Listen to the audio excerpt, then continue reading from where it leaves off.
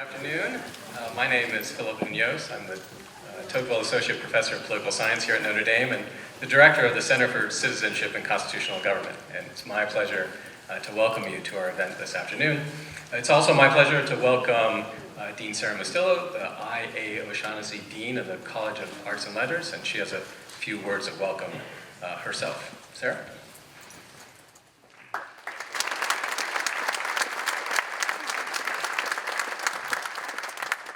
Good afternoon. On behalf of the College of Arts and Letters, I'd like to welcome visitors, especially Congresswoman Liz Cheney, to Notre Dame. To Notre Dame students, faculty, staff, alumni, and friends, also welcome to this exciting event. Pope Paul VI in the Vatican II document, Dignitatis Humanae, urges everyone, especially educators, to, quote, do their utmost to form men and women who, on the one hand, will respect the moral order and be obedient to lawful authority, and on the other hand, will be lovers of true freedom. Men and women, in other words, who will come to decisions in their own judgment and in light of the truth, govern their activities with a sense of responsibility, and strive after what is true and right, willing always to join with others in cooperative effort. The University of Notre Dame strives to form young men and women with good judgment, future leaders of our country who will act with a sense of responsibility for the common good, and citizens with the courage to pursue the truth. Among the way we do this at Notre Dame is by introducing our nation's next generation of leaders to our country's current leaders.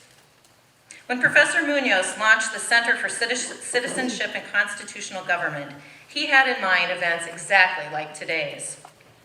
Earlier today, Congresswoman Cheney had lunch with the center's undergraduate student fellows. I was not able to join them, but I'm sure whether the students agree or disagree with Representative Cheney's politics, they profited immensely from the opportunity to talk one-on-one with a stateswoman with the courage to pursue the truth. Pope Benedict wrote in the encyclical Deus Caritas Est, or God is Love, the just ordering of society and the state is a central responsibility of politics, and Catholics cannot and must not remain on the sidelines in the fight for justice. I am grateful for the opportunities our faculty, students, and other community members have through the Center for Citizenship and Constitutional Government to be a part of the fight for justice, and I'm especially grateful to Congresswoman Cheney for her public service to our nation and for her visit to Our Lady's University. Again, welcome to you all, and welcome to Congresswoman Cheney.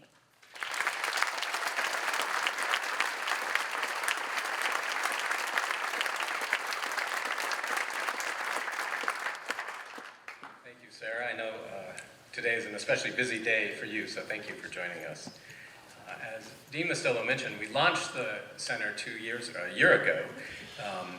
Our mission is to cultivate thoughtful and educated citizens to support scholarship and education concerning the ideas and institutions of constitutional government. I mean, never has that mission been more important to our country than right now.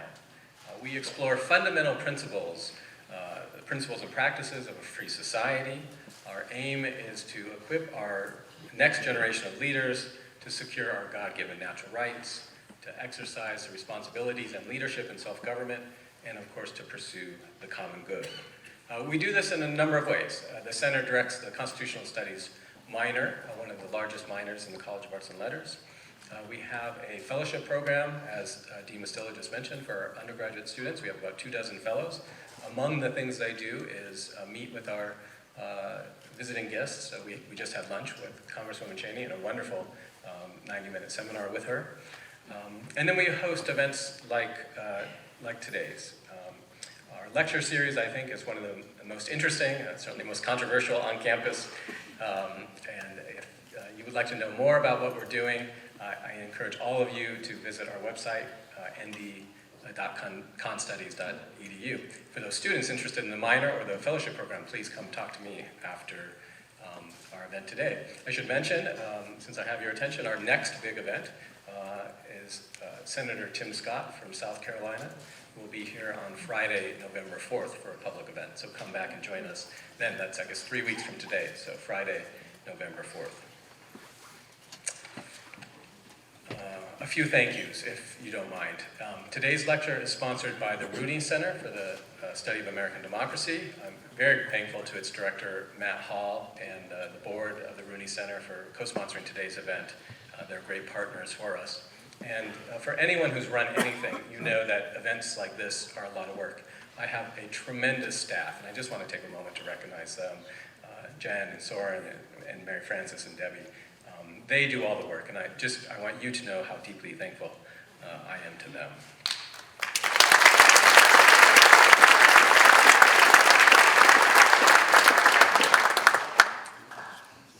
As I said, the center aims to bring the most thoughtful and the most consequential political leaders to campus. Our students learn the practice of citizenship from our leading citizens. Whether you agree or not with Congresswoman Cheney on matters of policy or prudence, I think we can all recognize her bold and uncompromising stand for character and its importance in our political life. So I'm thrilled that she's here, and I'm also thrilled to re-invoke our tradition of having one of our students introduce our speakers. So I'm going to call to the podium Henry True. Henry's a sophomore, mechanical engineering major from Keogh Hall, and not uncoincidentally from Wyoming. So Henry.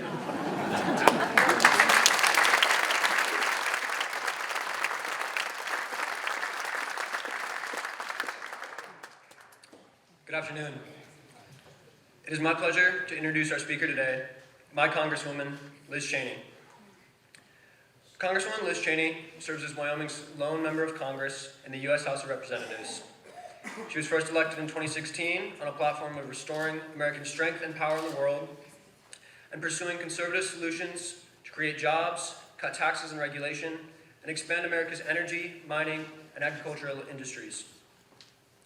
From 2019 to 2021, Cheney served as the chair of the House Republican Conference, the third-ranking Republican in the House of Representatives. She sits on the House Armed Services Committee and also serves as the vice chair for the January 6th committee. Previously, Congresswoman Cheney served as Deputy Assistant Secretary of State for Near Eastern Affairs and coordinator for broader Middle East and North Africa initiatives. A specialist in national security and foreign policy, she was also a Fox News analyst and is the co-author, along with her father, former Vice President Dick Cheney, of the book Exceptional: Why the World Needs a More Powerful America. Her service in the House of Representatives will come to an end in January 2023. As a Wyoming citizen, I am proud to be represented by Congresswoman Cheney, a leader in defense of democracy. We're delighted that she has joined us today to deliver her lecture, Saving Democracy by Revering the Constitution. Please join me in welcoming Congresswoman Liz Cheney.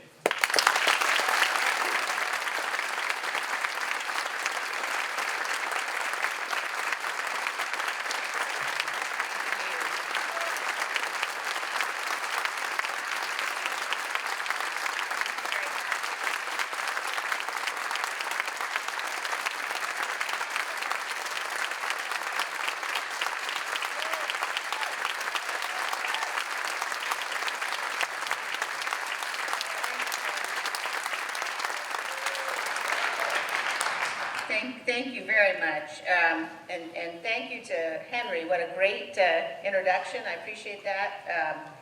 Henry's family and my family go back a number of generations, and it's wonderful to see the next generation of Trues and to see you here at Notre Dame and to know the success that you're going to have.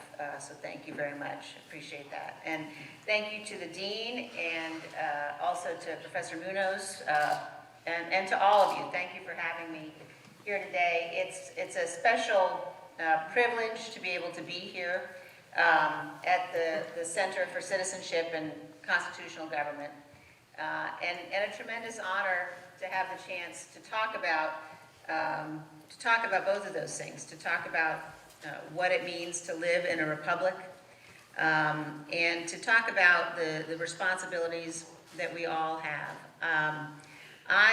Before I was elected to Congress, and actually beginning many years ago, I had the opportunity to work around the world in a number of countries that don't know freedom, countries that are not characterized by democratic forms of government.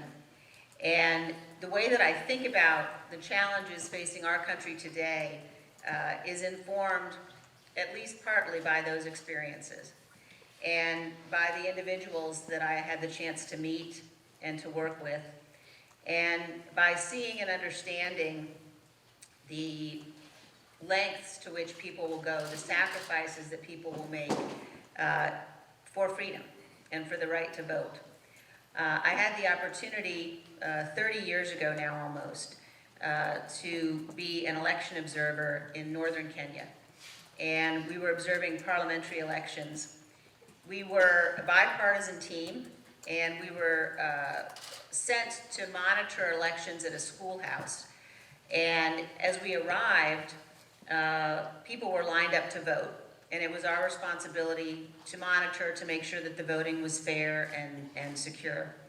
And after we'd been there for a little while, troops showed up, soldiers, armed, and they chased the people away from the polling place.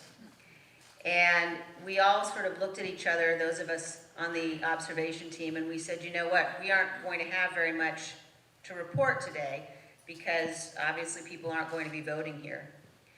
And then within an hour of these people being chased from the polling place by armed men, they started to come back. They started to walk back in to cast their vote. And we were stunned and so impressed that they were willing to risk their lives for the right to vote. And it's an image that I've never forgotten. I also had the opportunity to work in Russia in 1992 and 1993. And I worked with a young mayor whose town was working on privatizing their businesses. This was after the Soviet Union had disintegrated, and we were looking as the US government for somebody we could provide support and help to at a local level, somebody who was committed to free enterprise, committed to helping to reform his town. And so I worked with this young mayor and listened to him talk about his dreams of freedom for his people, and watched over the course of the next couple of decades as he became more and more prominent in Russia, and watched with great heartbreak when he was assassinated by Putin's thugs just a few years ago. His name was Boris Nemtsov, and he was assassinated because of his dedication to freedom. I also, when I worked in Poland, and I was there after the wall came down, and studied the story of Pope John Paul II and what he did and what he meant and the power of his message of Christianity in helping to break the chains of communism and of the communist hold on Poland. I happened also to be in Nairobi when he visited Nairobi and listened to him speak there. And then I was with my dad when he was vice president, and we had an audience with the Pope. And I will never forget, as we were leaving, he grabbed my dad's hand, and he looked at my dad and he said, "God bless America." And I think of that often, and I think we all can agree that God certainly has blessed America. But I also remember something that the minister said to us the weekend after 9/11, when my family and I were gathered at Camp David. We'd been taken to an undisclosed location. It was Camp David in the aftermath of the attacks. And we were at the chapel that Sunday morning, and the minister said to all of us who were gathered, as we were thinking about the challenge we faced, that we needed to pray as though everything depended upon God, because it does, and we needed to work as though everything depended upon us, because it does. And that lesson and that message and that guidance is something that is fitting for all times, and certainly for the time that we're living in today. I wanted to start today by taking you back to the night of January 6th. And on the night of January 6th, the House returned. We were able to come out of where we had been evacuated to, return back to the floor of the House at around 9 o'clock that night. And when we returned to the House chamber, the windows and the doors were broken, the glass was shattered.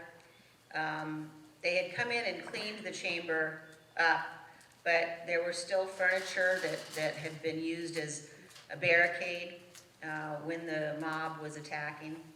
And there were gas masks, the plastic hoods that we had all put on, and they were spread around the chamber. But before we went into session, I wanted to go and see what the condition was of Statuary Hall and of the rotunda. And so I walked off of the House floor and I walked first into Statuary Hall.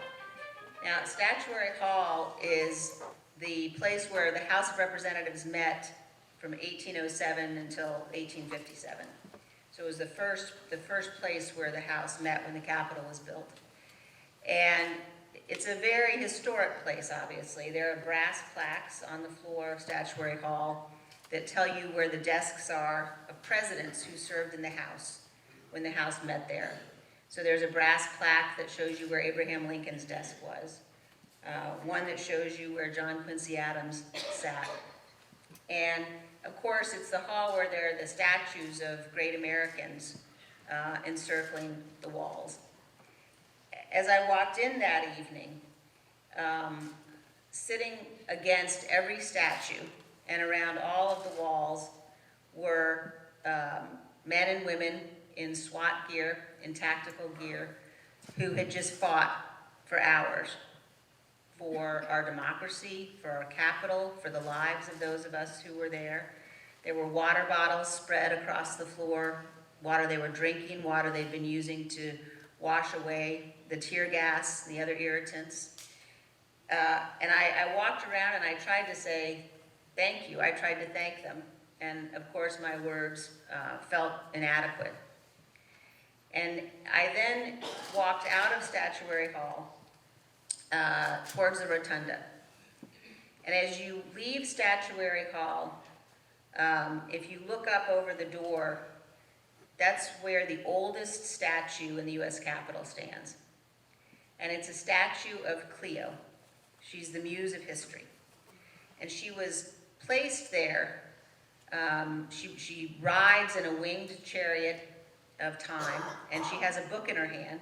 And in her book, she's recording, and she's meant to remind, she was put there to remind the members of the House in those days, that all of our deeds are recorded in the book of history.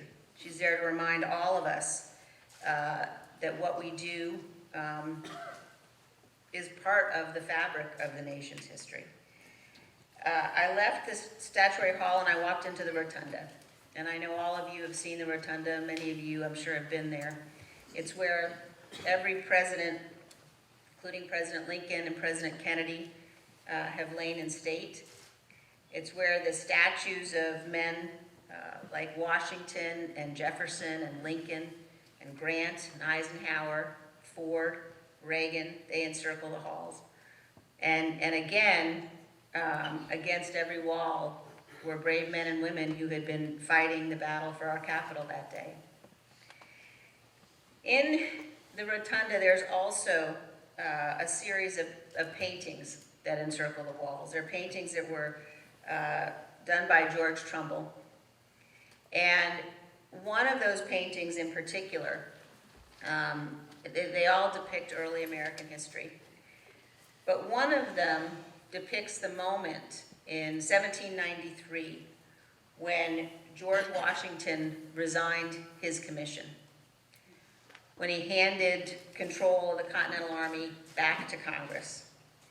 And Trumbull, who painted this, said he thought, quote, "This was one of the highest moral lessons ever given to the world." this voluntary handing back of power. And it began the peaceful transfer of power in this nation. And if you go back and you look at the inaugural addresses of so many of our presidents, you'll see they talk about this peaceful transfer of power. Reagan said it was, quote, nothing short of a miracle. Kennedy said it was a celebration of freedom. And it is something that binds us together as Americans. It is a miracle, that peaceful transfer of power that has been honored by every American president until Donald Trump. Every one. In the days after January 6th, my husband and I were having dinner with our two youngest children, and I looked across the table at my sons, and I had a sudden realization that all of us have grown up in this country and have been able to count on the fact that we would have a peaceful transfer of power. That even if you disagreed with the outcome of an election, even if you fought that election hard and you understood that, you know, your candidate had lost, that we could count on the people leading us to guarantee a peaceful transfer of power.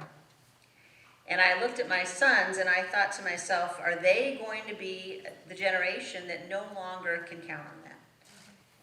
And I determined then, I'm determined now, as long as I can, in every way possible, I'm going to fight to make sure that that is not the case, that every single generation.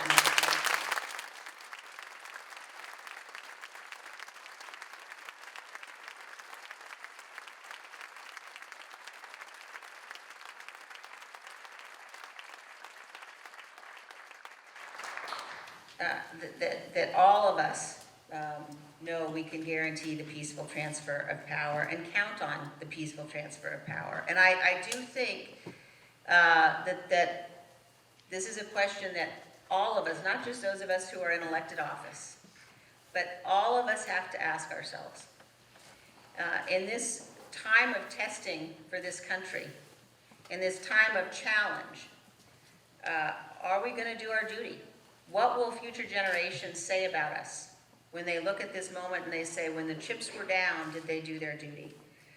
And the fundamental question for us is, will we commit ourselves to our Constitution, and will we commit ourselves to honor the outcome of our elections even when we lose, and maybe especially when we lose? That is the fundamental fabric of our democracy, and that is what is at risk today. Today, there are too many people, too many Republicans in elected office who are ignoring the threat. And this isn't about policy. I voted with Donald Trump over 90% of the time. I think 93% of the time. I'm a conservative. I've always been a conservative. But we don't get to have the battles about policy if we don't build those structures, if we're not built on a foundation of truth. And the truth really matters. One of the most interesting exchanges that Professor Munoz was talking about at the lunch we just had with the students was, what do you do about disinformation? What do we as a society do about truth? And one of the most important things that we all have to do is commit individually ourselves to educate ourselves, to know what information we're consuming, and to face the truth and to face facts. And there are some crucially important facts that I want to talk about today. And that is the threat posed by Donald Trump. It is an ongoing and real threat. If you haven't watched the January 6th hearings, I urge you to please download them and watch them. If you think that they were partisan, I urge you to realize that nearly every witness who testified in front of our committee was a Republican. And not just any Republicans, but Republicans who were appointed to the highest offices in the land by Donald Trump, his Attorney General, more than one, his White House counsel, the head of his campaigns, his family. These are people who talked to this committee about what happened, about what they knew, and more importantly, about what he knew. And what we need to recognize and understand is that President Trump had a premeditated plan to declare victory, no matter the outcome of the election, no matter the results, a premeditated plan to do so. And on election night, his advisors told him not to. They said, we don't have the results. We don't know the outcome. Don't declare victory tonight. With the exception of Rudy Giuliani, they said, don't do it. And even Rudy Giuliani admitted later they didn't have the evidence. They did not have evidence of fraud. They didn't have evidence of irregularities sufficient to change the outcome of the election. But Donald Trump determined he was going to declare victory and then set about trying to find the evidence, trying to find people who would fabricate the evidence. And when you look back now, and people say to me, well, you know, the election, they think it was stolen. People will say, well, maybe there was fraud. And another key point to remember is that on election day and in the days after the election, there was no American who was better informed about the absence of fraud than Donald Trump. Just think about that. He had access to information because his Justice Department was investigating the allegations of fraud, because his campaign was telling him, listen, if you combine all of the allegations of fraud and all of the allegations of irregularities, if you combine them all together and you interpret them in the way most favorable to Donald Trump, it's not enough to change the outcome of the election. He knew. And he knew more than any other American potentially had the opportunity or the ability to know. But in spite of this, he made the conscious decision to claim fraudulently that the election was stolen. He made the decision to pressure state officials to change results. He made the decision to manufacture, to work to pressure state officials and Republican Party officials in a number of states to manufacture fake electoral slates, to attempt to corrupt the Department of Justice, and to summon tens of thousands of people to Washington, D.C. And then when they got to Washington, D.C., on the morning of January 6th, he knew they were angry, and he knew they were armed. And he sent them to march to the Capitol. And then at 2:24, knowing full well that there was a violent attack underway on the Capitol, he sent out a tweet saying that Vice President Pence didn't have the courage to do what was right. And if you look at the timeline, you will see that tweet went out at 2:24. He knew there was violence. He knew the tweet would incite further violence. And indeed, about 5 minutes later, there was a line of Metropolitan Police officers on the west front of the Capitol. And that line broke because thousands surged forward.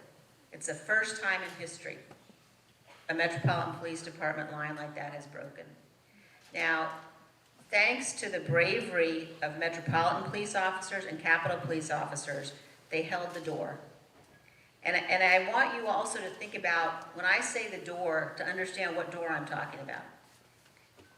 The door that they held, the door that you see in the videos where you see police officers being brutally beaten, where you see thousands in the crowd surging forward, that is the door that the presidents of the United States walk out of when they are going to be sworn into office. It is the door that leads to the inaugural platform. And the battle that was fought over that door was medieval, was hand-to-hand combat. I talked to one police officer that night who told me he'd served in Iraq, and he had never seen anything like the combat that he saw that day. And if they hadn't held that door, we would have had thousands more people inside the Capitol and an even worse constitutional crisis. And while that was all going on, Donald Trump was in the dining room off the Oval Office watching it on television. And His family members were coming in and pleading with him to tell the people to stop and go home. His staff was coming in and pleading with him. Members of Congress were calling with him, pleading with him to stop the violence and tell people to go home. And I ask you to think about this not in any kind of a political way. This isn't about politics. Donald Trump was the one person who could tell the mob to stop. He was the one person who could get people to go home, and he watched for hours and refused to do so. And I want you to think about what kind of a human being does that. That is not normal or acceptable or lawful in our republic. But what gives me hope has been the individuals that we have seen, both those who testified in front of the committee and those who haven't, but those who acted that day to save the republic. And that is one of the most important stories of what happened on January 6th. The power and the courage and the dazzling honor of individual Americans who saved this republic. And they are mostly Republicans. They are people like Rusty Bowers in Arizona, who was the recipient of unbelievably intense pressure from Donald Trump and Rudy Giuliani and others to change the outcome in Arizona. Rusty Bowers was facing this pressure while his daughter was dying. And if you think about the strength of that man, and you think about what he did, and you think about his commitment to the Constitution, that is an awesome thing that should give us all tremendous hope. If you think about people like Brad Raffensperger, if you think about people who testified in front of our committee like Sarah Matthews, Cassidy Hutchinson, these people who have stood up for the truth and who understand and recognize that in this nation, our institutions do not sustain themselves. They only sustain themselves because individuals do the right thing. And every citizen of this country, and whether you are elected or not, has an obligation to make sure that you are doing everything you can to defend the institutions of our republic and to recognize what it means to be a nation of laws, not a nation of men. We can all disagree with the rulings of the courts, but none of us can ignore the rulings of the courts. And Donald Trump did that. 61 out of 62 courts who heard his claims, who heard the claims of his allies, who saw the evidence, ruled against him. And the President of the United States has a duty to ensure that the laws are faithfully executed. The President of the United States cannot ignore the rulings of the courts. No citizen can do that. And we need to recognize and understand what it means when we say that we're a nation of laws. When we say that we're a nation of laws, that means that no matter the outcome, no matter our disagreements with the courts, we abide by and we respect them. We also all have an obligation to ensure that we're conducting ourselves in a way that's worthy of this republic and that's worthy of the men and women in uniform who have died and who have fought and who have sacrificed so much for us in every single generation. I will never forget in the weeks after January 6th, receiving an email from a Gold Star father. And he said to me, "Standing up for truth honors all who gave all." Our duty and our responsibility as Americans means that we have to conduct ourselves in ways that will perpetuate the republic and that are worthy of those who've come before, and mostly of those who wear the uniform of this nation. And at this moment in our history, that means we have to pull back from the abyss.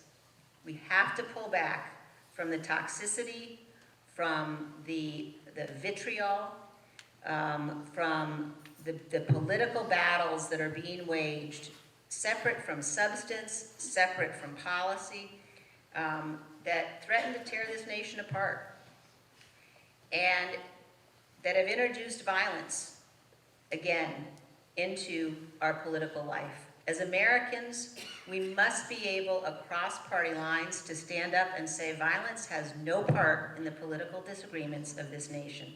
It must never.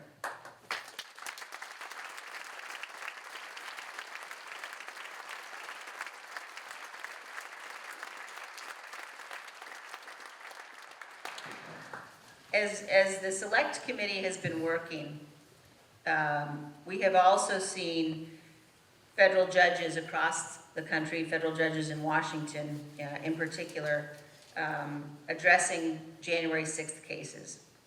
And as you all know, our judges are sworn to do impartial justice, to preserve the Constitution and to preserve the Union. And I want to read just a few things to you from one judge's statements at a recent sentencing hearing. This was a sentencing hearing for the individual who brutally attacked Officer Fanone on January 6th. Here's what she said, quote, "High-ranking members of Congress and state officials who know perfectly well that the claim of fraud was and is untrue, and that the election was legitimate, are so afraid of losing their own power that they won't say so." She went on to say it has to be crystal clear that it is not patriotism, it's not standing up for America, to stand up for one man who knows full well that he lost, instead of standing up for the Constitution that he was trying to subvert. What happened on January 6th, she said, and the effort to keep that spirit alive a year and a half later is the utter antithesis of what America stands for. It is the pure embodiment of tyranny and authoritarianism. Now, what happened on January 6th is unjustifiable. And we have to make sure that our nation does not only punish the foot soldiers who stormed our Capitol, those who planned to overturn our election, those who brought us to the point of violence, they must also be held accountable. If we don't do that, then the indefensible conduct becomes defensible. If elected officials excuse or ignore what happened, then that inexcusable conduct becomes excusable. And it will happen election after election after election. So I ask you today to consider where our nation is in its history. Consider what it means to be a citizen in our republic, and think about what it will take for this nation to survive for another 246 years.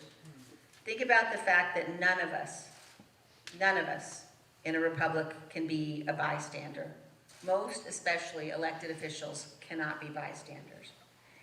Most people in most places, in most periods of time on this earth, have not been free. America is an exception. And we continue only because we bind ourselves to our founders' principles and to our Constitution. We have to recognize that those principles are above politics, that they're inviolate, and that those principles are more important than any single individual. And let me leave you with this thought. There's a wonderful book written by a man named Ted Widmer, and it's called Lincoln on the Verge.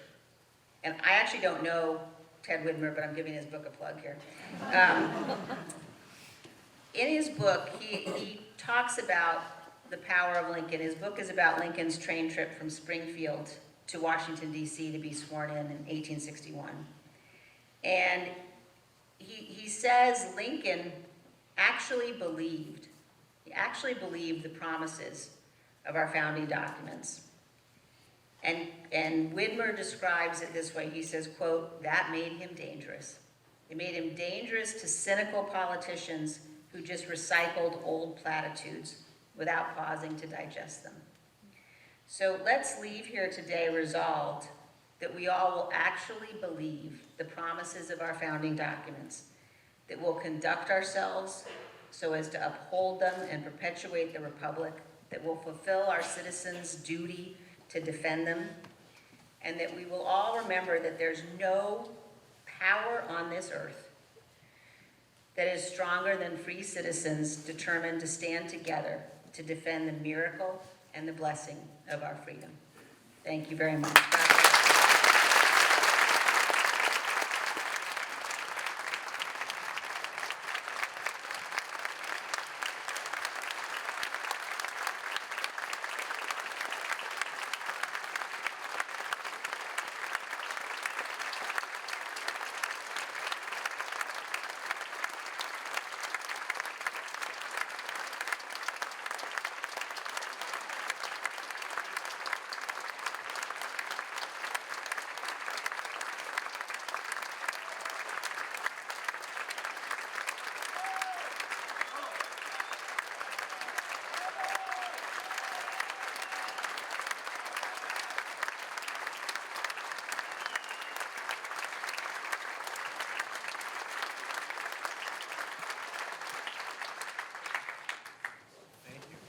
Thank you. We have plenty of time for questions. I'm going to start off our question and answer. I have a few questions of my own, and then I'm going to invite, in fact, we have a tradition here in the center that our undergraduate students get to ask the first set of questions, and we have a microphone here, and I think a microphone upstairs.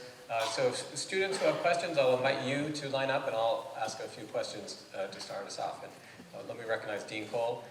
And Mrs. Cole, thank you for joining us. Yes.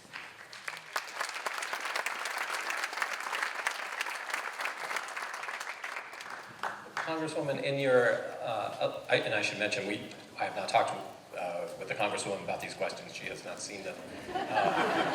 In your concession speech in August, you remarked, the primary election is over, but now the real work begins. You've told us about that work this afternoon. Can you tell us more about your particular future in doing it? I never get that question.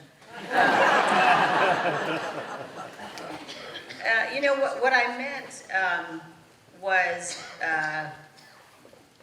that the outcome of any primary, and certainly the outcome of my primary, isn't the most important thing, and isn't anywhere close to as important as the challenges that we're facing as a country.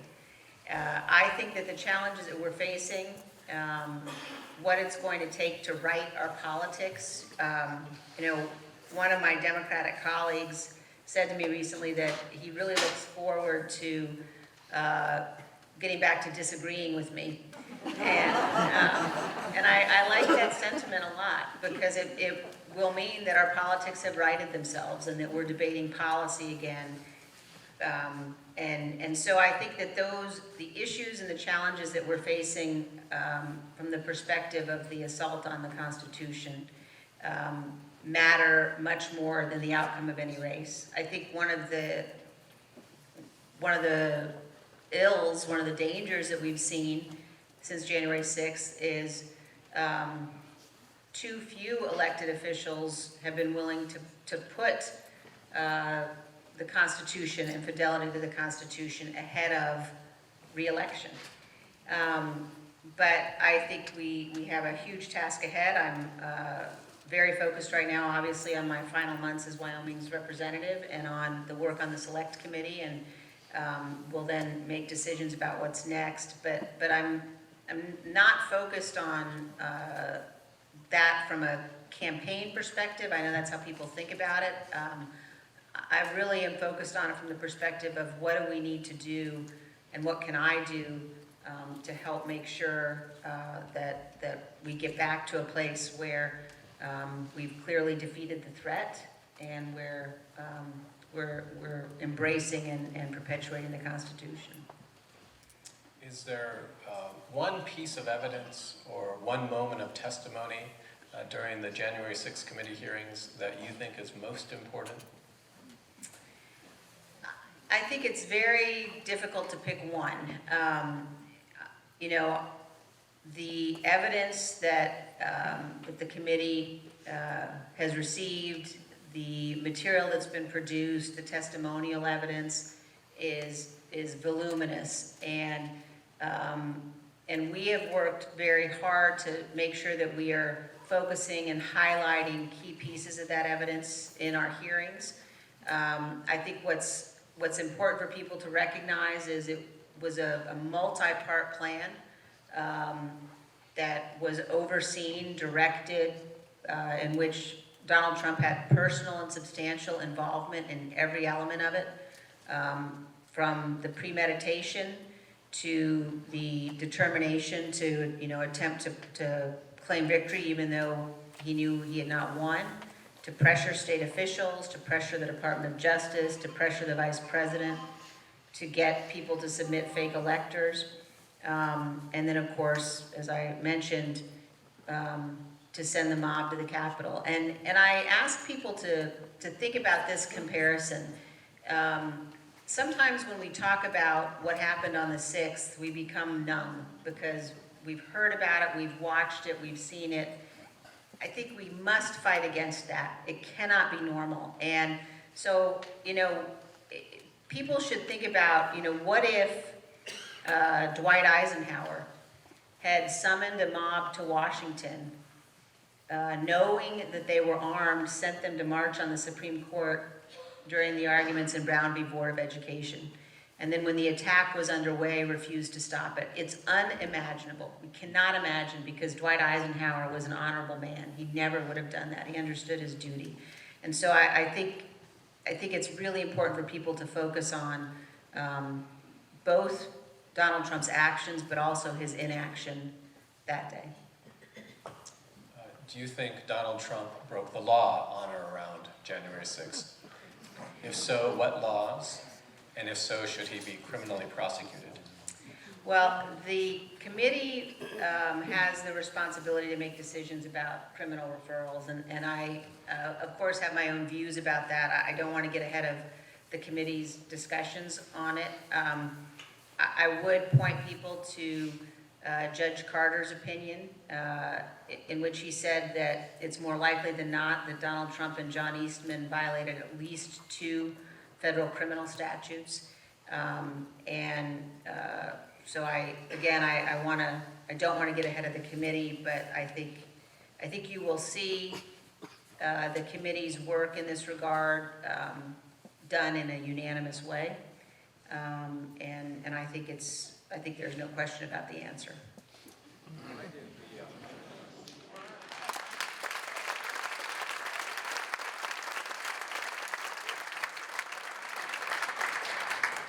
Why did the committee wait till the last day of the hearings to subpoena the president? Why not on day 1? Well, it's not necessarily the last day of the hearings. But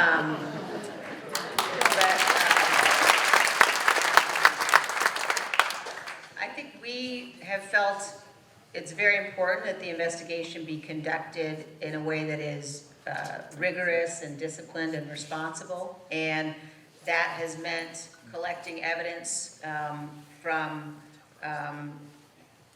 many, if not all, because of course some people took the fifth or some people refused to appear, but collecting evidence from all of those around the central figure in January 6th before we issued a subpoena for him. And so that's what we've done. One last question from me. You talked how you're a Republican, you're a conservative. What would you say to those conservatives who might say something like the following? Yes, I know Trump lacks the character to be president. I don't really like him much. But at least he stood up to the woke mob and the cultural elite. And he defends folks like us who are traditionally religious. At least he fought for us and gave voice to us that establishment Republicans never have and never seem to do. I would have a lot to say to those people.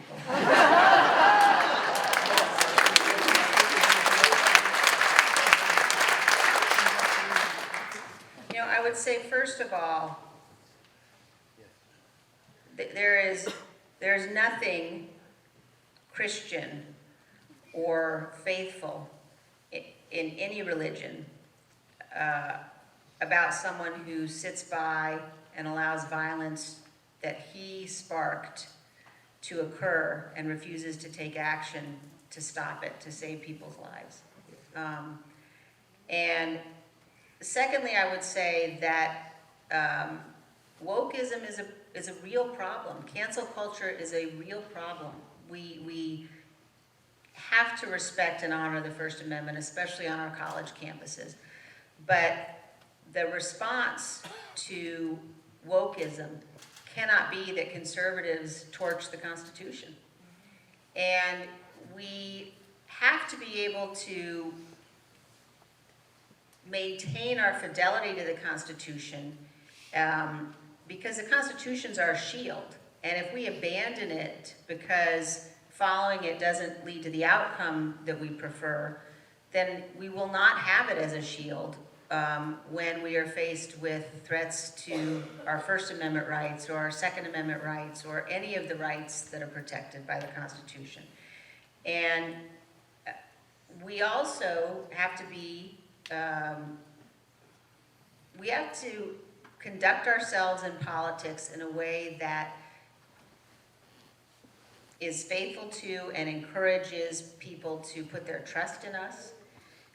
If you are a conservative and you believe in conservative policies, then you have an obligation to make your case to people and to go out and conduct yourself in a way that explains why we believe in those policies. And it cannot be, as we discussed before, that the American people have to choose between wokeism, socialism, and insurrection. That cannot be the choice for the future of the country. And we have to be able to present a different and better substantive alternative that's faithful to the Constitution.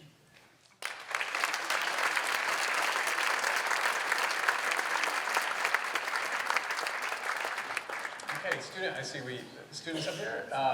Students, tell us your name and where you are at Notre Dame here. Thank you, Congressman, for coming to Notre Dame for this talk. My name is Nico, and I'm a junior here in the Great Books program. My general question was about standing up, obviously, like you spoke about, for truth and standing for your beliefs. And this is a more specific question regarding abortion. This is one of the most prevalent issues here on campus, not only with recent developments, but also just the Catholic character of the university, and it's an issue that a lot of us are talking about, especially in the past few weeks. I was wondering if your position on abortion and your pro-life stance has changed over the last few months, maybe since breaking with the party establishment. I'm just genuinely curious about your non-voting presence for the Women's Health Protection Act and Ensuring Access to Abortion Act, I think in July, which were essentially, unrestricted bills offering unrestricted access to abortion. And then obviously with the Right to Contraception Act, which I think was the same week, just genuinely the consensus seems to be that the language in that bill is broad enough to include, abortion pills and some other harmful, chemical pills that are attacking the lives of the unborn. So I'm wondering if your views on the matter have simply changed, or and how this kind of fits into the idea of standing up for truth and standing up for your beliefs. Well, thank you very much for the question. And my views on the matter have not changed. I'm pro-life, and I'm proudly and strongly pro-life. As we talked about in the lunch, I do believe that there have to be exceptions, and I also believe that as politicians debate these issues, then this is an issue that is one that requires compassion and sensitivity and understanding and respect for what families go through, and that we ought to do everything we can to protect the most vulnerable, which are the unborn.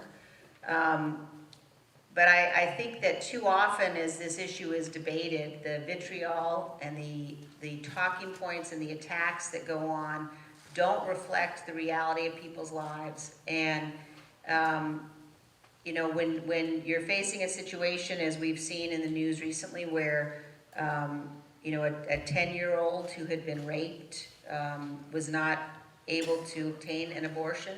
And the debate that went on around that was one that was shameful in a lot of ways. I think that we have to be willing to understand and recognize that there have to be exceptions. But that, you know, when you're dealing with questions about abortion, you're talking about 2 lives. And that we as a society have to recognize that and make sure that as we're grappling with this issue, that we're doing it with a sensitivity and a compassion that reflects how painful the issue is on all sides.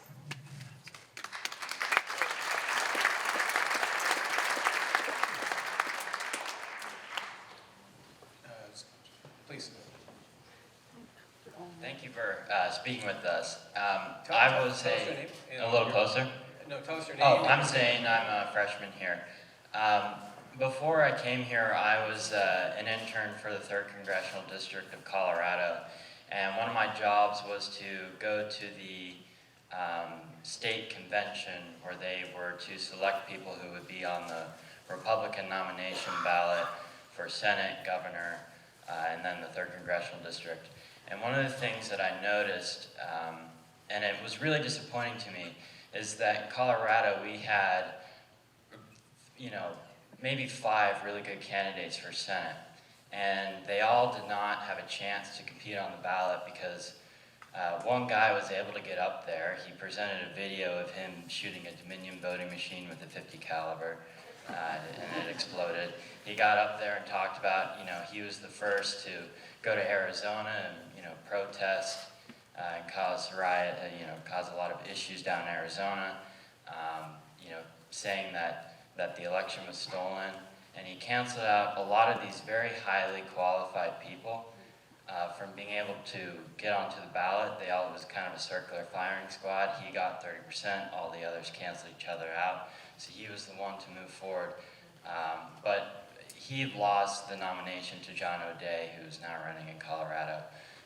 That was Ron Hanks. But what my real question is about is, I think the one lesson that we're all going to take away from January 6th is that there are groups in American society that can be easily manipulated by these buzzwords. So moving on in the next 5-10 years, what are some ways, not just in the Republican Party, but in the Democratic Party, that we can have citizens in the United States start to understand the importance of respecting our elections, starting to take the emotion out of all of these things and start focusing on the issues that have a major impact on, American geopolitical strategy and issues here in the homeland? Well, that's a good question. There's a lot of parts to that question. I think, I would say, first of all, your experience at the convention, I think about the state of the Republican Party in Wyoming, for example, today. And our party in Wyoming is headed by an oath keeper. And, an oath keeper who was actually at the Capitol on January 6th and who then came back to Wyoming and suggested that we ought to contemplate secession. So we are in a situation in the country where a number of our party structures have been taken over by people who don't reflect responsible leadership or the types of commitment to policy we need.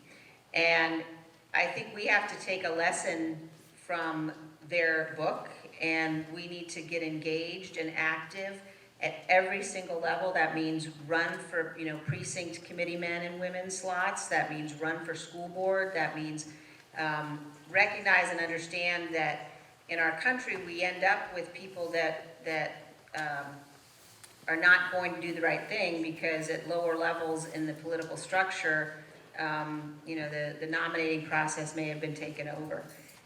I also will say we all have an obligation not to support those people. And so when you end up with a Republican nominee, as we have in Arizona today, for Secretary of State or for governor, who are saying that they will only respect the outcome of elections if they agree with them, then we have an obligation not to support those people. It doesn't matter what party they're in. But that also applies to Democrats. The Democrats should not be playing games in Republican primaries and funding election deniers, because if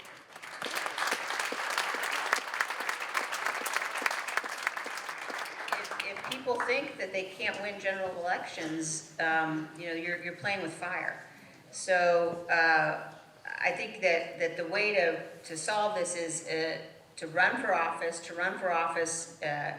beginning at every level, to be organized, and also to think very carefully about how you cast your vote and make sure that you're voting for responsible people. And if the Republicans have nominated somebody who is an election denier or who you can't count on to abide by their oath, then you shouldn't vote for that person. You ought to write somebody in, or you ought to vote for the Democrat, but you shouldn't vote for the election denier.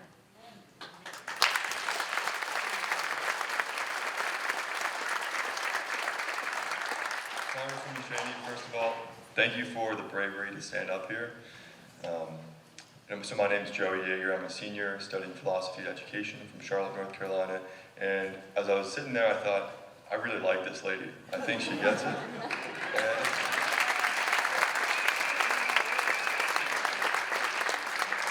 So my question is about the future of your political career. And I was wondering, have you considered running for president?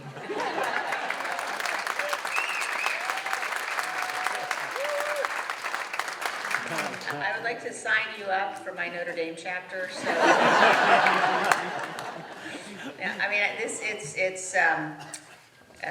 it's the same answer that I gave Professor Munoz.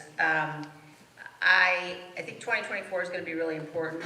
I think that it's going to be crucial that we elect people that will defend the Constitution. I haven't made a decision yet about what I'm going to do. We have a lot of excellent candidates. We have a lot of bad candidates too. So I'll make decisions about that in the coming months. But I appreciate your support. Thank you.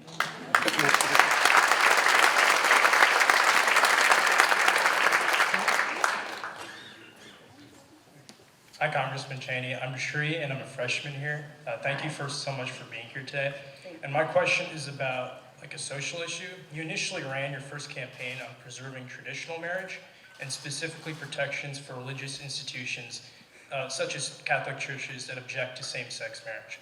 In light of that, can you explain your vote for the Respect for Marriage Act, which redefined marriage or codified a redefinition of marriage and eliminated those conscience objections? Well, I appreciate the question, and I believe strongly in religious freedom. I'm a strong supporter, have been a strong supporter, will continue to be the Religious Freedom Restoration Act. I also believe that freedom has to mean freedom for everybody. And I don't believe that religious institutions should be forced in any way to have to participate in activities that violate their religious beliefs. But I also believe that, as I've said, it's a personal issue for me. My sister's gay. She's married, and I love her and her family very much. And I believe that freedom has to mean freedom for everybody.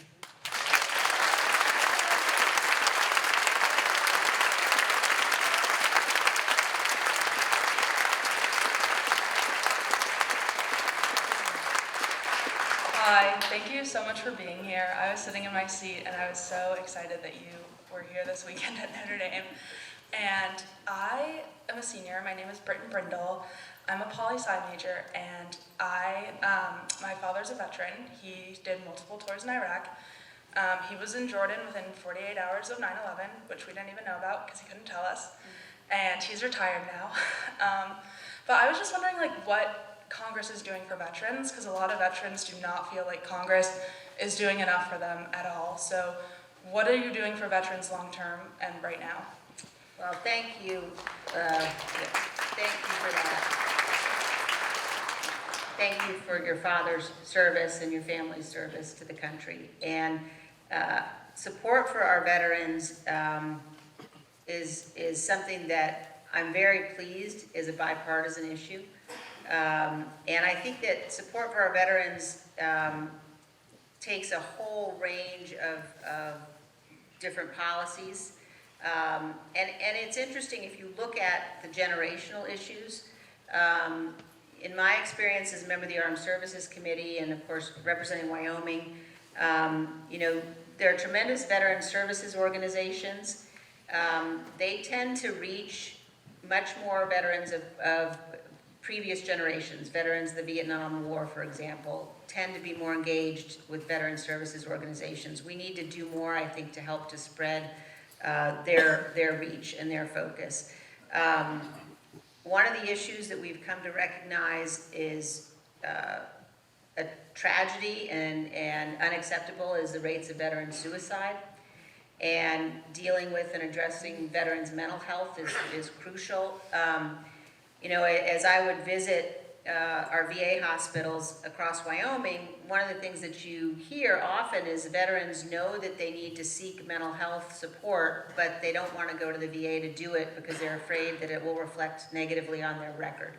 And so we've got to find ways that we can do a better job at mental health support, at outreach, at providing support in terms of suicide prevention. And I think that it's also crucially important that our VA system, we saw improvements in the VA system during the Trump administration, and as a veteran, being able to go to the VA system, and if you can't get help and support there immediately, being able to go out into the community and get support from non-VA providers and have that support be covered is also crucial. And so we put in place the CHOICE program, which I think has had some mixed results, but has been positive for the most part. And I think that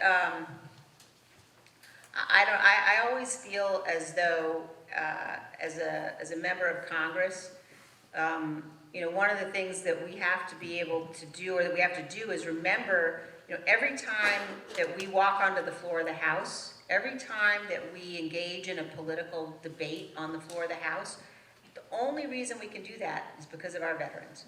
Only reason. And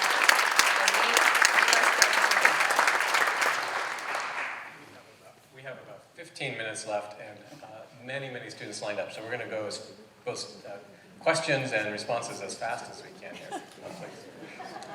Thank you for coming to speak, Congresswoman Cheney. My name is Liam. I'm a freshman. I think there's a lot of Republicans in the party, maybe not the most vocal, segment of the party, that really agree with what you're saying, but at the same time say, I really disagree with the path that the country's going under Biden and whatnot, and kind of want to support the Republican Party, but are unsure, what does that look like with the influence of Trump and whatnot.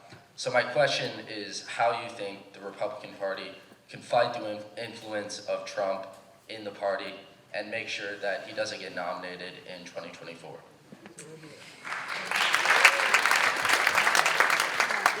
It's a really good question, and ultimately parties are just the people who belong to them. And I think that we are certainly in a position today where in the Republican Party, and I can tell you this from personal experience, there is a tendency to censor views that aren't pro-Trump. But I think the only way to combat that is for people to be brave enough to stand up. And look, I have heard, and I understand completely when I hear this, but I hear from people a lot, well, we agree with what you're doing and we really want to stand up and fight the fight, but we're afraid. And some people will tell me they're afraid for their families, they're afraid for their security. I had members of Congress before the impeachment vote tell me they believed Donald Trump should be impeached, but they couldn't vote that way because they were afraid for the security of their families. And I just think people have to stop and realize what that means in the United States of America. So it just requires that more people stand up and say no, more people stand up and say this isn't who we are, and that we also incentivize the people who do, and show them that there are more of us, and that we're more determined, and that we're more dedicated, and that we're gonna fight this fight as long as we have to win.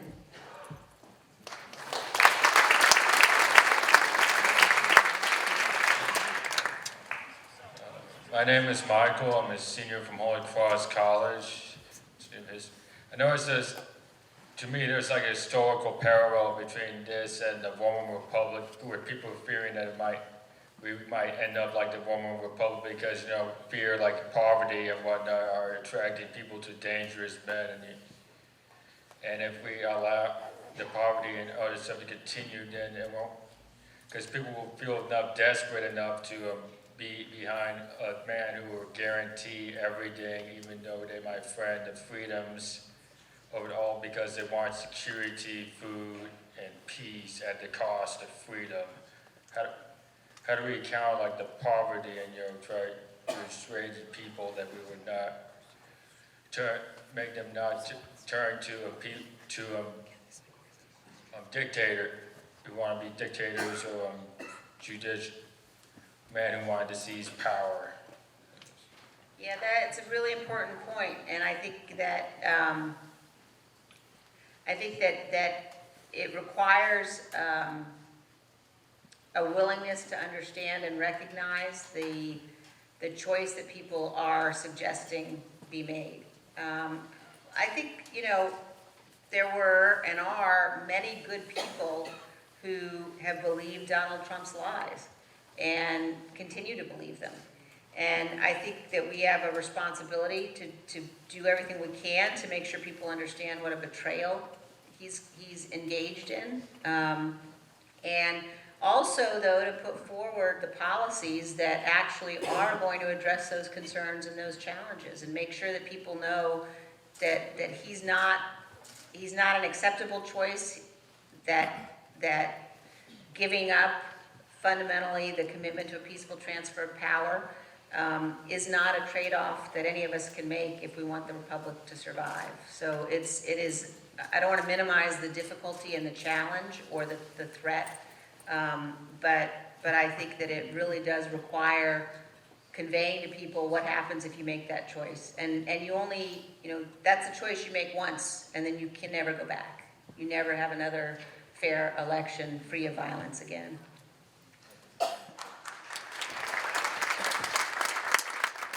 Thank you, Congresswoman. My name is Alex Young. I'm a freshman, and I want to thank you, first of all, for your bravery. America appreciates it.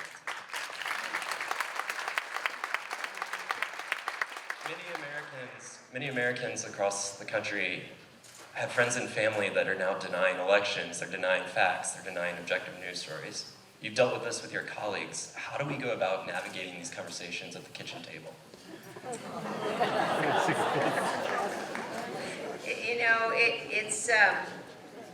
It's true. It is very divisive and difficult. I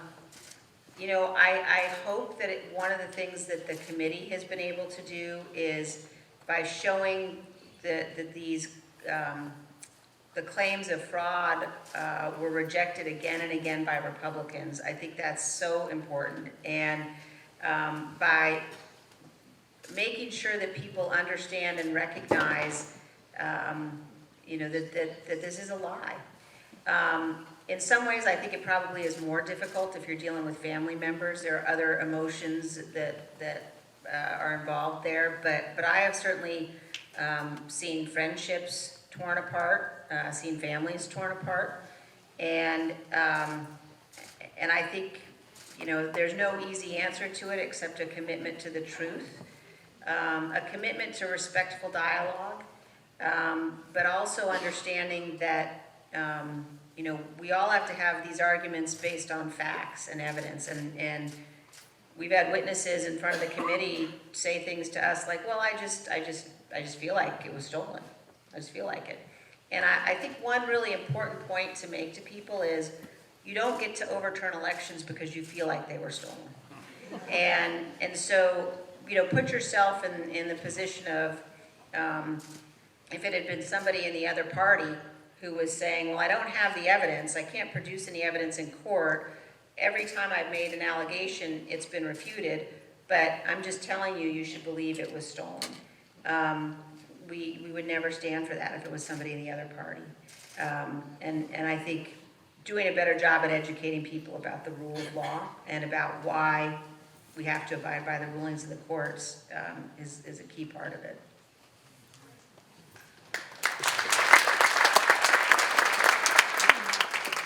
Hi, my name's Emily. I'm a senior. My question is similar, but specifically in light of how the January 6th committee has been painted as a very polarizing event, what else do you think can be done to encourage people who have bought into election fraud claims to kind of change their mind?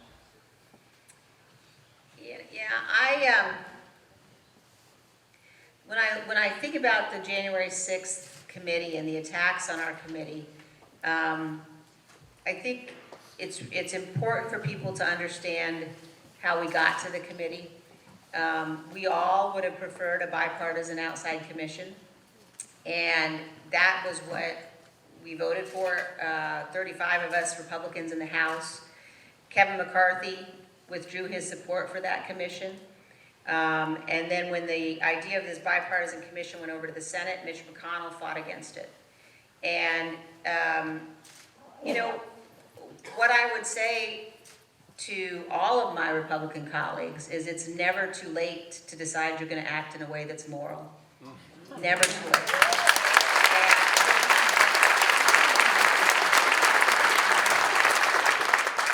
And I think that those of us who are elected, we have an obligation to make sure that we're helping people recognize and understand the truth and not just sort of try to bury our head in the sand and hope for the best.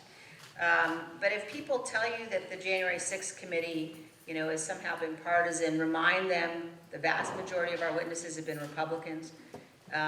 Remind them that we've operated in a nonpartisan way. Our staff has been led by a U.S. attorney appointed by Barack Obama and a U.S. attorney appointed by George Bush. And that every American can watch the facts, can download the hearings, and can see what happened. And the people who are attacking it as partisan, I think you also have to ask yourself, why don't they want this investigated?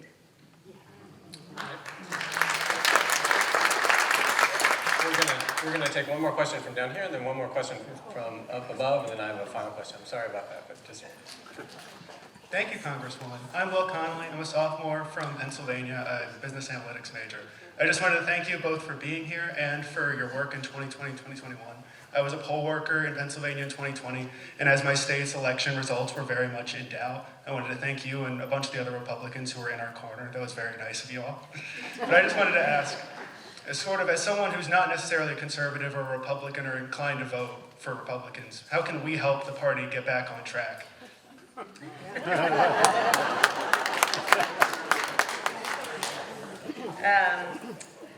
That's a loaded question.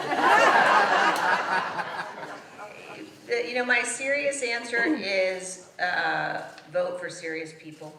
And there are certainly Democrats who aren't serious. We also obviously have Republicans who aren't serious. But I think, on both sides of the aisle, when you go in to vote, if you think about it in terms of, would I hire this person? Would I trust this person to babysit my kids? Some fundamental questions about competence. And as a country, getting back to demanding excellence from our elected officials in the same way that we demand excellence in other aspects of our lives. But I would say vote for the serious person on both sides. And I think that we need to get away from the sort of polarized policy battles. There's a lot that we can agree on, And there are a lot of people of good faith who we can disagree with, but we can say, all right, let's move together on these issues. We know we're never going to agree on these, but let's treat each other with respect. And I think that's, something that we all can do regardless of party.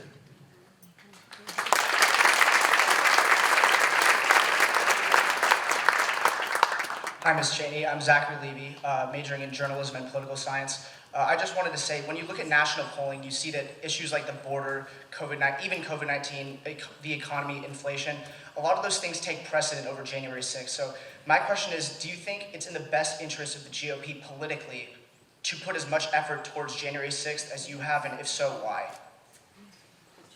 I don't think that any elected official should ever look at it through that lens.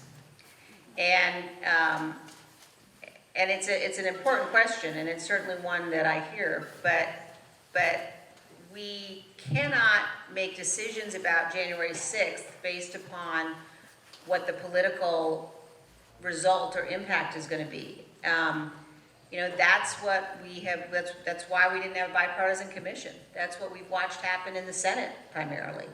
And that, it can't be a political question. I think for the sake of the future, we have to make sure as many people as possible recognize what happened and why it's so dangerous. But I don't think that you can look at it and say, well, it's actually sort of fundamentally anti-constitutional. If you look at our oath, and if you look at what the framers said about factions and about the potential that you would have people who weren't of good faith take power, I think we're obligated not to look at it through that lens. And I also fundamentally believe that at the end of the day, the American people want leaders they can trust. And that you have to be able to say, yeah, I'm going to do the right thing. And it may be not the thing that benefits me politically or benefits my party politically, but a party that's enthralled to a cult of personality is not just bad for the party, it's bad for the country. And so we have to deal with this outside. Okay, one last question. This is for my son. I forgot to ask it earlier. He's 10. We have a big game tomorrow. What's the final score tomorrow? 34-14.